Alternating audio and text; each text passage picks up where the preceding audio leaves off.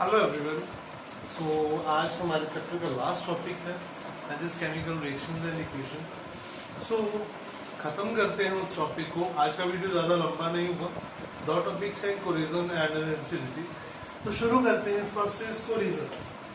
Eating up of metal to the attack of atmospheric gases on the surface of metal is corrosion. Corrosion means किसी चीज को, किसी metal का खराब होना, उसको कोरिजन होना। Corrosion means layer by layer उसकी रस्टिंग होना। ठीक है, जैसे हम बोलते हैं रस्टिंग ऑफ आयरन।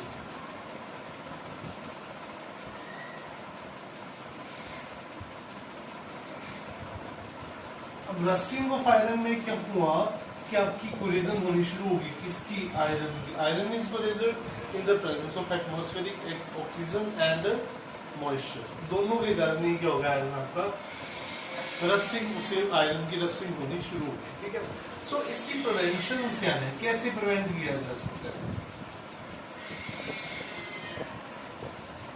प्रिवेंशन कैसे? फर्स्ट प्रिवेंट कैसे किया जा सकता है? उसे ऑयल और ग्रीसिंग की जाए। ठीक है, सेकेंड वन ऑयल और ग्रीसिंग की जाए। सेकेंड वन क्या किया जाए? इलेक्ट्रो प्लेटिंग की जाए। ठीक है, इलेक्ट्रो प्लेटिंग प्रोसेस क्या होता है? यानी कोई भी सोल्यूशन ले लो, इसके बीच में कोई भी अनदर मेटल की रोड है, यानी जहां पे दूसरी मेटल अपने इसकी प्लेटिंग देंगे, यानी इसकी कोटिंग इसके ऊपर करनी है by the process of any electricity plus और माइनस, आपने जो भी देना है। तो जब आप इस सोल्यूशन में ये रिएक्शन को करोगे, यानी इसी वाली जो मेटल है ये इसके ऊपर इसकी कोटिंग होनी शुरू हो जाएगी। This process is known as electroplating, यानी ये मेटल की प्लेटिंग दूसरी मेटल के ऊपर होनी स्टार्ट हो जाएगी। Third is galvanisation.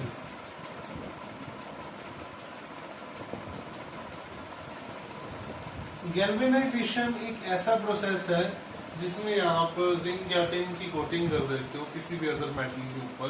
Coating layering हो जाती है। ठीक है, जिससे वो मेटल चाहे आउटर में पड़ी है चाहे जैसे भी पड़ी है, उसकी रस्टिंग या उसका कोरिजन नहीं हो पाता। So this is the main thing in the about corrosion. ठीक है, सो नेक्स्ट बढ़ते हैं रेंसिडिटी। अब रेंसिडिटी क्या है वो देखिए।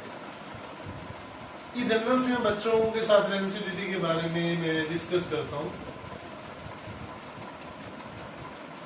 That is first is RANCI। तो स्पेल मिस्टेक हो तो करेक्ट कर लेना। ठीक है, रेंसिडिटी क्या होता है? कहता कोई भी फैटी एसिड या प्रोडक्ट है जो भी आप मार्केट से लेते हैं।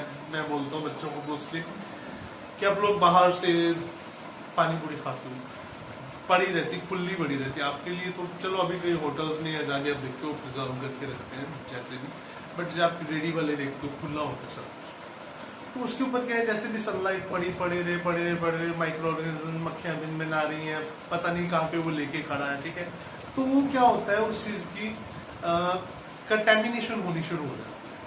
ठीक है, तो उसके कारण उसको हम तो एक बार लगता है खाने में अच्छा, मगर थोड़े टाइम बाद यानी जब हम फिर से खाते हैं तो पड़ा सुबह से चलो फिर भी, तो वो अजीब सा टेस्ट हो जाता है। ठीक है, वो गंदा सा टेस्ट, वो फूड का खराब होना, वो हमें भी खराब करता है। उसके साथ मिलता जुलता टॉपिक है रेंसिडिटी। रेंसिडिटी क्या है? इसके अंदर हम पढ़ते हैं the oxidation of fatty acid from the forming product which have bad taste and bad smell is called rancidity. यानी फैटी एसिड या प्रोडक्ट जो बाहर ओपन में पड़ा है, ठीक है, कुछ टाइम बाद उसके अंदर एक बैड स्मेल और बैड टेस्ट आ जाता है। ठीक है, तो उसे हम क्या बोलते हैं? रेंसिडिटी। ठीक है ना, fatty acids product, fatty acids लिख लो, fatty whatever, fatty eating products लिख लो।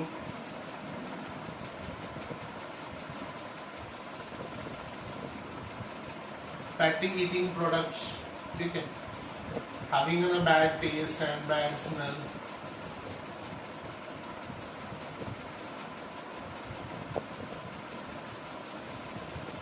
बड़ी हो जाती है, खराब हो जाते हैं। अब बड़े चाव के साथ बाहर खाने जाते हैं ना, गोल गप्पे खाने जाते हैं, पापड़ी खानी है, पता नहीं और क्या क्या चीजें मार्केट में मिलती है, अवेलेबल है।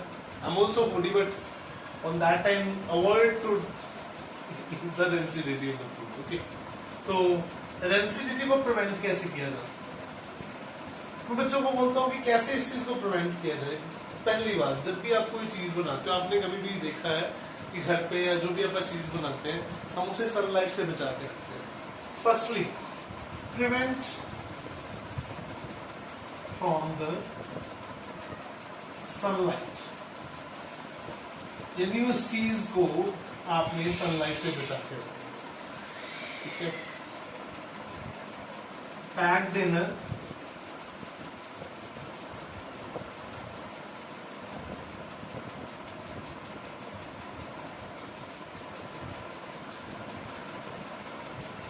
airtight containers, C-O-N-T-A-I-N-E-R-S। नहीं, मेरी हैंड राइटिंग जल्दी जल्दी में लिखता हूँ, सो ऐसी हो जाती है। सो I'm again write it, containers.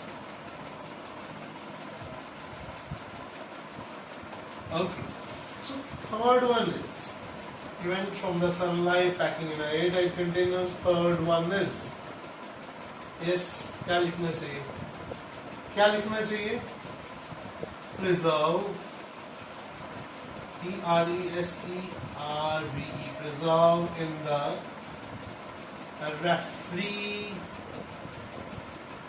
refrigerators। अरे भैया, सबसे बड़ी बात, जब से गर्मियाँ आ रही हैं, समर सीजन शुरू हो रहा है, आप लोग क्या करते हो? ठीक है, सर्दियों में वो चीज़, हम कोई भी चीज़ रात को बनाई, उसे हम बाहर रख देते हैं। सर्दियों में क्योंकि टेम्परेचर मेंटेन होता है, ठंड होती है, वो ज़्यादा प्रॉब्लम नहीं होता, रेंसिडिटी नहीं होती है। और गर्मियों में क्या करते हो? आपने कोई सब्जी बनाई हो, भाई आपको रात को बड़ी मज़ेदार सब्जी बनी, आपने उसको रात को ओपन में छोड़ दिया, ढक के छोड़ दिया, सुबह खराब हो जाती है। क्यों हो जाती है? रेंसिडिटी चल रही है, टेम्परेचर इंक्रीज होता है। ठीक है, so this process is caused the rancidity. तो इसीलिए जैसे समर्स आते हैं, उसे क्या करते हैं? डीप फ्रीजिंग में रख दो, कोई भी सब्जी फ्रीजर में रख दो, रेफ्रिजरेटर में रख दो, तो उसे हम प्रिजर्व कर सकते हैं रेफ्रिजरेटर। ठीक है, दूसरी बात, तीसरी बात ये थी। अब फोर्थ, रेंसिडिटी से बचा कैसे जा सकता है, यानी फोर्थ कैसे कर सकते हैं? मार्केट से आप कोई भी चीज लेके आते हो, आपको दुकानदार बोलता है हाँ जी फ्रेश है, मगर उसकी हवा निकली होती है, उसमें नाइट्रोजन निकल चुकी होती है। आप लेज लेके आते हो ना, एक लेज आपने फ्रेश लिया और एक लेज में से आपने हवा निकाल के छोड़ दी पिन लगा के 10 मिनट बाद, एक जो हवा वाला लेज है उसका टेस्ट करना, 10 मिनट बाद जो हवा निकली हुई है उसका टेस्ट करना। You also feel what is the difference between both of them. You can feel the rancidity in that time. Okay, so आपकी जो भी पैकिंग होती है एयर टाइट होनी चाहिए, एयर फिल्ड, या आप बोल सकते हो nitrogen filled inside that bag which are already you are buying from the. ठीक है, तो आज के स्टूडेंट्स दो टॉपिक थे, in which first of all first of them is corrosion and second one is rancidity. ठीक है स्टूडेंट्स, तो इसकी आपको क्विक फ्लैशबैक इस वीडियो के साइट पे मिल जाएगी, within 2 or 3 minutes this should be uploaded on that time. ठीक है, तो कीप इन टच। तो मेरा नंबर आप नोट कर लीजिए अगर किसी को क्वेरी हो, मैं यहाँ पे लिख देता हूँ, फिर बच्चों को कई बार मिस्टेक रह जाती। 8557851747। This is my contact number, any query you can contact me. ठीक है जी, अगर कोई भी क्वेरी हो, this is my contact number, you can contact me. और अगर कोई भी प्रॉब्लम हो, कोई भी डाउट हो, यू कैन आस्क। और कल से क्योंकि अब एक वीक मैंने 10th का दिया है फुल ऑन लेक्चर, तो उसके बाद में +2 के लेक्चर कल से स्टार्ट की। तो शॉर्टेज ऑफ टाइम पीरियड, बहुत सारे काम होते हैं, लॉकडाउन है तो क्या होता है, तो बहुत सारे काम होते हैं स्टूडेंट्स। तो keep in touch, keep subscribing, keep sharing and keep liking my videos. ठीक है, बेल आइकन दबाना मत भूलना, जो फिर नोटिफिकेशन नहीं मिलेगा। ठीक है ना, तो कल से +2 का चैप्टर शुरू करूँगा। और दो students who are preparing for the master getter, तो फिर बता रहा हूँ मास्टर गेटर की जो तैयारी कर रहे हैं उनके लिए सबसे इम्पोर्टेंट टॉपिक होने वाला है, क्योंकि कल मैं +2 की क्लास शुरू करने वाला हूँ। ये लाइव नहीं होगा, ड्यू टू सम सर्कमस्टांसेस मुझे लाइव क्लास देने में कोई हर्ज नहीं है, बट दिक्कत ये है कि कुछ एक स्टूडेंट जुड़ पाते हैं, कईयों के पास टाइम की शॉर्टेज है, तो उनका ये कहना है कि सर आप वीडियो अपलोड कर दीजिए, we will taking a review, अगर हमें कुछ उसमें डाउट हुआ तो हम आपसे पूछ सकते हैं, ठीक है।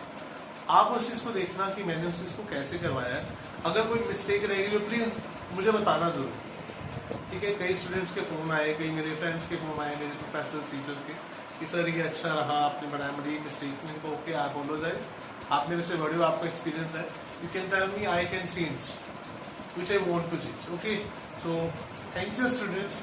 So bye bye for today. We will meet for the +2 students from tomorrow onwards. ये एक दिन मैं 10th वाले स्टूडेंट्स के लिए इसलिए दे रहा हूँ क्योंकि इसका एक क्विक रिकैप लेना था, बट टाइम की शॉर्टेज की वजह से मैं नहीं ले पा रहा हूँ। तो कल +2 वालों का होगा, सो कीप इन टच। मैं परसों 10th का एक मोस्ट इंपॉर्टेंट चैप्टर शुरू करने जा रहा हूँ, that is reflection and reflection. मैं आपको फिर से बता रहा हूँ, मैं परसों कराऊंगा रिफ्लेक्शन, ठीक है। After that we are on the reflection, then फिर केमिस्ट्री का एक चैप्टर, देन बायोलॉजी का एक चैप्टर। तो वी आर मूविंग कॉन्टिन्यूसली, मैं एक पे नहीं रहूंगा, पहले ये केमिस्ट्री खत्म करी नहीं, we are in touch with the physics, chemistry, biology in free. Okay, so stay safe, stay at home, good bye, thank you.